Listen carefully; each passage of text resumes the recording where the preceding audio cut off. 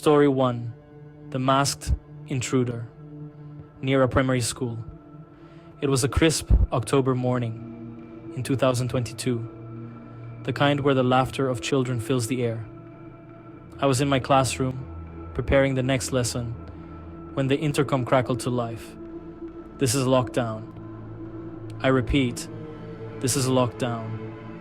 Teachers, secure your rooms immediately. My heart skipped a beat.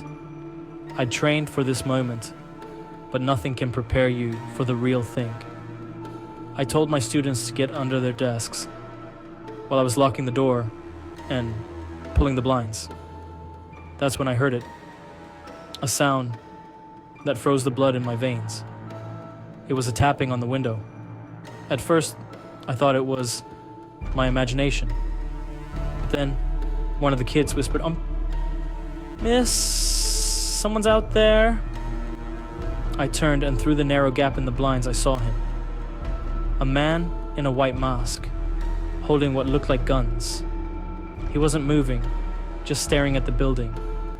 His presence felt suffocating, as if he could see me through the glass and blinds. The sirens grew louder, and armed police swarmed the area. They yelled commands at him, but he didn't flinch. Minutes dragged on like hours. Then, finally, they subdued him. It turned out his weapons were fake. He admitted he only wanted to scare people. But here's the thing. Those minutes of terror weren't fake. And even now, every time I hear the intercom, my heart pounds, wondering if this time it'll be real. Story 2.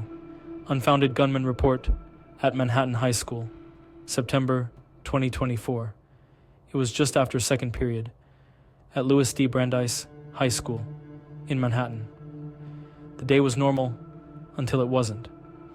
The lockdown happened so fast, we barely had time to process it.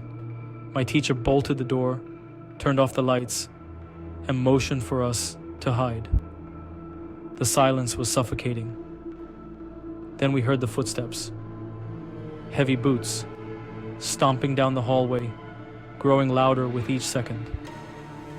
When the footsteps stopped, right outside our door, I swear, I stopped breathing.